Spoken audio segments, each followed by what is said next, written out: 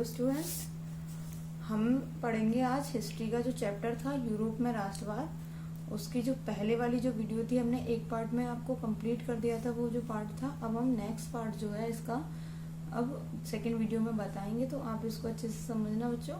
Germany और Italy का निर्माण कैसे हुआ था इसके बारे में हम आपको बताएंगे। तो जर्मनी का एकीकरण, सबसे पहले पढ़ेंगे हम जर्मनी का एकीकरण। तो जर्मनी का एकीकरण कैसे हुआ था? 1848 में यूरोपियन सरकार ने बहुत कोशिश की कि वे जर्मनी का एकीकरण कर दें, परंतु वह ऐसा नहीं कर पाए। यूरोपियन जो सरकार थी उसने बहुत कोशिश की थी कि वह जर्मनी का एकीकरण कर दे, परंतु वह ऐसा नहीं कर पाए, क्योंकि जो वहाँ के राष्ट्र निर्माण की ये जो उदारवादी पहल थी, जो एक राष्ट्र का निर्माण करने के लिए कोशिश की जा रही थी, वो किसने दबा दी थी? राजशाही और फौज की ताकत ने मिलकर दबा दिया था। उस जो एक पहल की गई उसको किसने दबा दिया? राजशाही और फौज की ताकत ने मिलकर दोनों ने उसे दबा दिया। उसके बाद पिरसा ने यह भार अपने ऊपर लेते हुए कहा कि पिरसा एक छोटा सा साम्राज्य था जिसने यह भार जर्मनी का एकीकरण करने के लिए पिरसा ने अपने ऊपर यह भार उठाया कि वह जर्मनी का एकीकरण करके ही दम लेंगे और उस जर्मनी का एकीकरण ही करेंगे। उस समय पिरसा का मुख्यमंत्री ओटोमान बिस्मार्क था। जो वहां पिरसा का जो मुख्यमंत्री था उसका नाम था ओटोमान बिस्मार्क। पिरसा ने एक राष्ट्रीय एकीकरण के आंदोलन का नेतृत्व किया और 7 वर्ष के दौरान उसने ऑस्ट्रेलिया, डेनमार्क और फ्रांस से 3 युद्ध में पिरसा की जीत हुई और एकीकरण की प्रक्रिया पूरी हुई और जर्मनी का एकीकरण उन्होंने पूरा कर लिया। अब जर्मनी का एकीकरण करने के बाद में जनवरी 1871 में वर्साय में एक सम्मेलन हुआ। वर्साय में एक सम्मेलन किया गया। इसमें पिरसा के राजा विलियम प्रथम को जर्मनी का सम्राट घोषित किया गया। अब हम पढ़ेंगे इटली का एकीकरण कैसे हुआ। इटली अनेक वंशानुगत राज्य तथा बहुराष्ट्रीय हैब्सबर्ग साम्राज्य में बिखरा हुआ था। केवल एक राज्य ऐसा था जहां पर इतालवी राजघराने का शासन था। जो इटली में बहुत सारे राज्य थे जो कि वंशानुगत और बहुराष्ट्रीय हैब्सबर्ग साम्राज्य में बिखरा हुआ था। केवल एक ही राज्य वहां पर ऐसा था जिसमें केवल इतालवी और राजघराने का शासन था। उसका नाम था सार्डिया पीडमांड। तो इटली के एकीकरण में 3 व्यक्तियों का महत्वपूर्ण योगदान रहा था। 3 वो महत्वपूर्ण व्यक्तियों के नाम थे जियुसेप्पे मैज़्ज़नी, काबूर, जियुसेप्पे गैरिबाल्डी। तो सबसे पहले जो जियुसेप्पे मैज़्ज़नी था उसके क्या योगदान रहा था? रिपब्लिक पार्टी के प्रमुख थे वो, और उन्होंने यंग इटली की स्थापना की थी और इन्हें यंग इटली का संस्थापक भी कहा जाता था। इनका लक्ष्य शिक्षा के साथ इटली का एकीकरण करना था। ये शिक्षा के साथ इटली को आगे बढ़ाना चाहते थे और इटली का एकीकरण करना चाहते थे। इनके बाद में काबूर एक व्यक्ति था। उन्होंने क्या किया? विक्टर एमेनुएल द्वितीय मंत्री के प्रमुख थे ये, और इन्होंने क्या किया कि यह ना तो क्रांतिकारी थे और ना ही ये जनतंत्र में विश्वास रखते थे, परंतु अपनी चतुर कूटनीति के साथ इन्होंने क्या किया कि फ्रांस और ऑस्ट्रिया के बीच जो युद्ध हुआ उसमें अपनी जीत हासिल की थी। इनमें एक चतुर कूटनीति के लक्षण पाए गए इनमें। अब नेक्स्ट है, इसमें थर्ड है कौन से? जियुसेप्पे गैरिबाल्डी। इनको हीरो ऑफ रेड शर्ट के नाम से जाना जाता है। तो 1807 में वे दक्षिण इटली और 2 सिसिलियों के राज्य में प्रवेश कर गए और स्थानीय किसानों का समर्थन पाने में सफल रहे। जियुसेप्पे गैरिबाल्डी ने क्या किया कि वे दक्षिण इटली से कहाँ प्रवेश कर गए? इटली में प्रवेश कर गए और वहां के जो स्थानीय निवासी थे किसान, तो उनके साथ उन्होंने समर्थन पाने में सफल रहे और स्पेनिश शासक, वहां पे जो स्पेनिश शासक थे उनके युद्ध में उन्होंने बड़ा योगदान किया। अब इसमें जो नोट जो दिया गया है उसमें हम इस बात को जानेंगे कि इन तीनों महत्वपूर्ण व्यक्तियों के योगदान के कारण इटली एकीकृत हो गया और फिर विक्टर एमेनुएल द्वितीय को इटली का राजा घोषित किया गया। किसको घोषित किया गया? विक्टर एमेनुएल द्वितीय को इटली का राजा घोषित कर दिया गया। अब हम पढ़ेंगे कि ब्रिटेन का एकीकरण कैसे हुआ। तो ब्रिटेन को ब्रितानी भी कहा जाता है। तो ब्रिटेन साम्राज्य में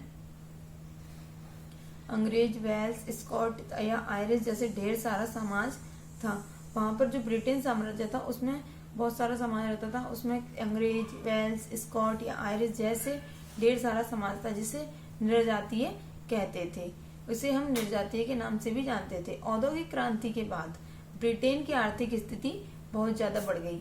जो आर्थिक स्थिति थी वहां की ब्रिटेन की आर्थिक स्थिति बहुत बढ़ गई थी। इंग्लैंड और स्कॉटलैंड के बीच एक्ट यूनियन से United kingdom of great Britain का गठन हुआ। इंग्लैंड और जब स्कॉटलैंड दोनों एक दूसरे के साथ मिल गए तो उन्होंने किसका गठन किया? United kingdom of great Britain का गठन किया। कुछ साल बाद इसके अंदर आयरलैंड को भी जोड़ दिया गया। कुछ सालों के बाद आयरलैंड भी इसके साथ जुड़ गया और वहां पर किसका निर्माण हुआ? किसका उदय हुआ? ब्रिटेन का निर्माण हुआ। ब्रिटेन एक नया राष्ट्र का निर्माण हुआ। अब हम देखते हैं कि राष्ट्रीय की दृश्य कल्पना। राष्ट्रीय की दृश्य कल्पना क्या है? कि रूपक, जब किसी अमूर्त विचार जैसे लालच, स्वतंत्रता, ईर्ष्या, मुक्ति का किसी व्यक्ति, किसी चीज के जरिए इंगित किया जाता है तो उसे शुरू कहते हैं। जब हम कहते हैं कि हम किसी भी चीज को करने से पहले या तो हमारे अंदर उसके लिए लालच होगा, या स्वतंत्रता होगी, या ईर्ष्या, या मुक्ति, तभी हम किसी चीज के पीछे भागते हैं। एक तरीके से एक रूप अपने मन में लेकर चलते हैं और उसकी रूपक को लेकर चलने के बाद ही हम किसी चीज को आगे बढ़ा सकते हैं। जैसे कि हमारे भारत में हम भारत माता का रूप देखते हैं, ऐसे ही जर्मनी में उन्होंने एक व्यक्ति थे, उनका रूप देखा था और उसी के तरीके से वो अपने एक राष्ट्र का निर्माण करना चाहते थे। 18वीं और 19वीं शताब्दी में राष्ट्रवादी भावना को मजबूत बनाने के लिए रूपक का प्रयोग किया जाता था। किसका प्रयोग किया जाता था? रूपक का। जैसे कि हम अपने भारत में हम किसी भी चीज का समझौता नहीं कर सकते हैं। हम अपने भारत देश में हम भारतीय हैं, हम अपने भारत देश के लिए अपनी जान तक न्यौछावर कर सकते हैं। इसी तरीके से एक रूपक बना के चलते हैं। तो राष्ट्रवाद, अब हम पढ़ेंगे राष्ट्रवाद और साम्राज्यवाद। तो राष्ट्रवाद तो आप सभी पढ़ चुके हैं कि राष्ट्रवाद क्या होता है। तो राष्ट्रवाद एक अपने देश के प्रति प्रेम की भावना का एक क्या होता है? राष्ट्रवाद की भावना होती है। साम्राज्यवाद क्या है? तो साम्राज्यवाद जब कोई देश अपने देश की शक्ति को बढ़ाता है, आर्मी या और कोई किसी अन्य साधन के द्वारा, तो उसे साम्राज्यवाद कहते हैं। अगर कोई व्यक्ति अपने देश की शक्ति को बढ़ाता है किसी भी तरीके से, उसको हम साम्राज्यवाद का नाम देते हैं। तो 19वीं सदी तक जो राष्ट्रवाद की भावना थी, अब वह साम्राज्यवाद में बदलने लगी। 19वीं सदी तक केवल राष्ट्रवाद की भावना विकसित हो रही थी, लेकिन अब क्या हो रहा था? साम्राज्यवाद में बदलने लगी थी वही भावना साम्राज्यवाद में बदलने लगी थी। अब 1871 के बाद यूरोप में गंभीर राष्ट्रवादी तनाव उत्पन्न हो गया। 1871 के बाद यूरोप में गंभीर राष्ट्रवादी तनाव का स्रोत बाल्कन क्षेत्र था। और बाल्कन क्षेत्र क्या थे? वहां पर राष्ट्रवादी तनाव क्यों उत्पन्न हुआ? वहां की जो भौगोलिक और जातीय भिन्नता थी, इसलिए राष्ट्रीय तनाव उत्पन्न हुआ। और वहां जो बाल्कन क्षेत्र था उसमें ये राज्य शामिल थे, ये क्षेत्र शामिल थे: रोमानिया, बुल्गारिया, अल्बेनिया, यूनान, क्रोएशिया, त्रोस्त्रिया, हर्जेगोविन और स्लोवेनिया, सर्बिया और सर्बिया शामिल थे। तो ये क्या थे? बाल्कन क्षेत्र के सभी ये छोटे छोटे राज्य थे। इस सबका फायदा बड़ी शक्तियां उठा रही थी। बड़ी शक्तियां जर्मन, ब्रिटेन, रूस, ये सारी बड़ी शक्तियां थी। बाल्कन क्षेत्र में तनाव फैलने का मुख्य कारण क्या था? बाल्कन क्षेत्र में तनाव इसलिए फैला क्योंकि जो बाल्कन क्षेत्र का जो साम्राज्य था वो ऑटोमान के हाथ में था। और जब ऑटोमान का विघटन हो गया तो जर्मन, ब्रिटेन और रूस उसे लूटने के लिए आगे बढ़ने लगे, जिससे कि अपनी शक्तियों को बढ़ा सकें और बाल्कन क्षेत्र को अपने देशों में मिला सकें।